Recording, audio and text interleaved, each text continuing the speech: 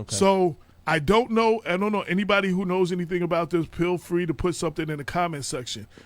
I've got some information that I have not been able to independently corroborate.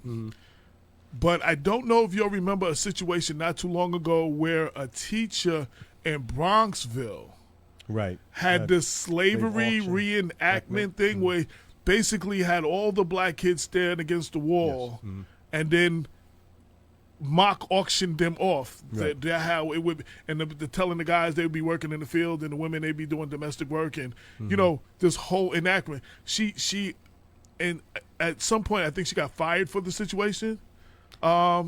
Certainly was a but firestorm. what's disturbing to me, if it is true, and I will be up on this tomorrow if it is true, she now works at Cecil Parker in Mount Vernon. That would be ironic, would it not? If this is true, and this could have been one of those things where the meaning was good, but just the delivery and whatever was poor decision making.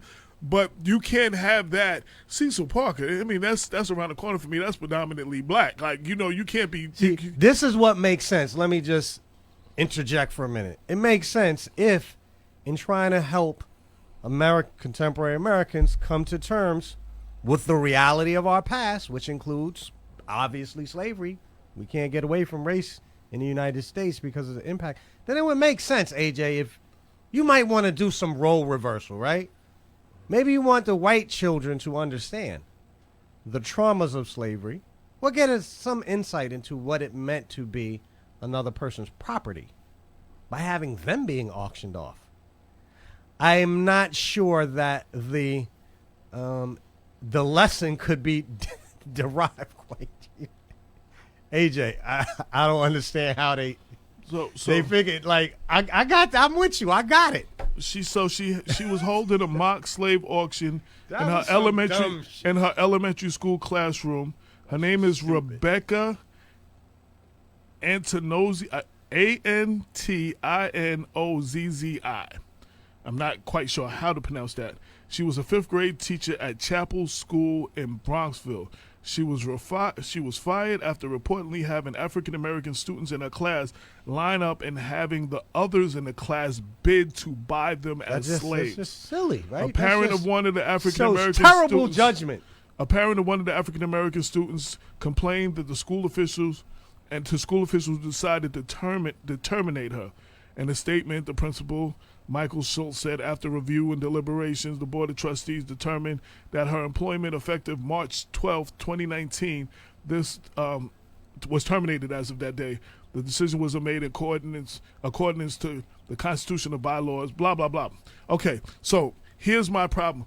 That should have happened the way it happened. And I will be looking into this tomorrow. Actually, I became aware of this in the Charles Stern's Red Blue Talk discussion group, and everybody was going back and forth, and they're saying that she is the new teacher at Cecil Parker Elementary in Mount Vernon. And anybody who knows, so I will be emailing and reaching out to Mount Vernon School Superintendent Dr. Kenneth Hamilton. If anybody knows him, please let him know he's going to be hearing from me tomorrow. And any of the active trustees that I have their personal phone numbers, they will all be getting phone calls from me tomorrow. Because just like the New Rochelle situation, how did you vet this lady who has a reverse racism lawsuit because black people were hired over her, and you hire her and as a superintendent in New Rochelle schools without going through the regular format and letting the people have their say about it?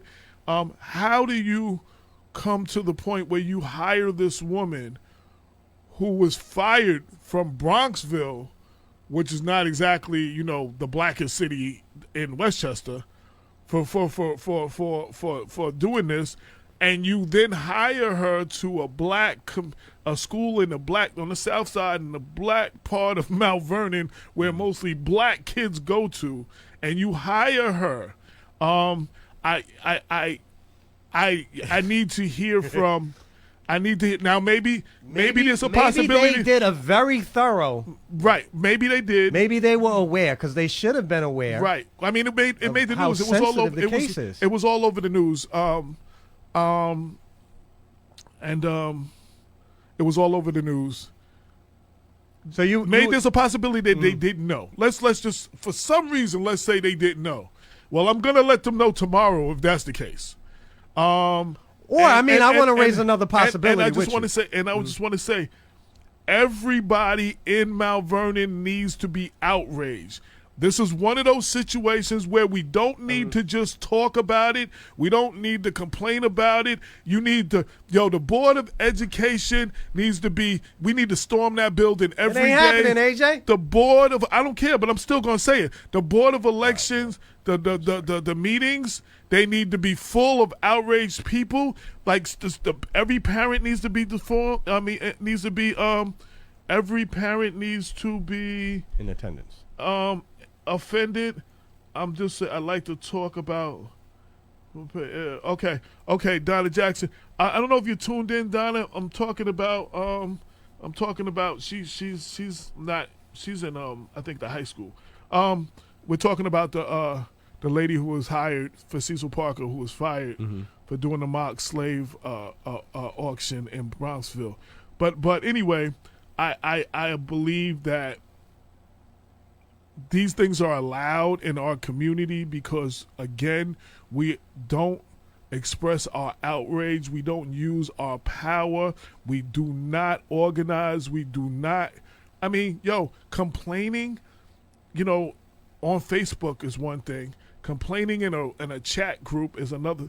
But that's not going to change. And no disrespect to the people, because if they didn't complain, I wouldn't have known about it right away. I only know because they complained. But what are we prepared to do about this? Mount Vernon, we need to be storming the Board of Education. Their office needs to be hearing from people every day.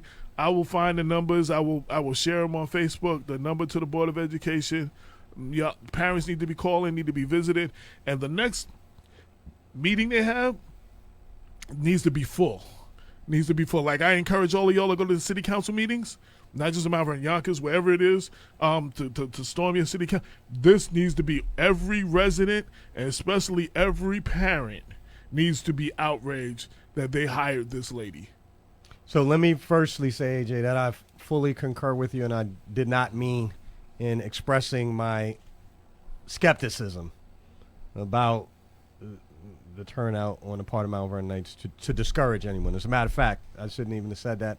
I urge everyone who's tuned in to attend the next meeting of the Mount Vernon the Board of Education.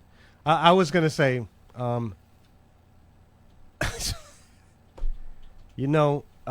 it just shows this was a very, very controversial hire.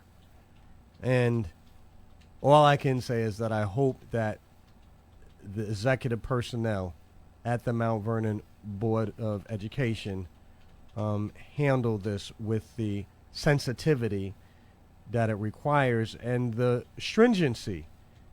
Because really what you want to see, if you hired this woman to teach kids in Mount Vernon public school system, then you must have reached a conclusion that this woman is not going to repeat the same kind of misstep. So I don't know what assurances could a teacher give you less than a year after they made such a controversial error in judgment. I don't know. It sounds suspect on his face, but I'll await to hear feedback from the superintendent's office. Okay, I'm sorry. I'm handling like 5 things at the same time. Yes, so I'm gonna table this right now because I don't have all the information, but I will be bringing you the information.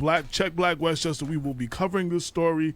I will be getting in touch with Dr. Kenneth Hamilton and the school board trustees and anybody else. And if I have to go to Cecil Parker around the corner and talk to the principal, I'm going to be talking to everybody to find out what the hell is going on And we will be bringing you that news, and I will definitely report back here on the radio next week, hopefully more informed, and I can share more on, and then I can hype y'all up to do what y'all need to do, hopefully.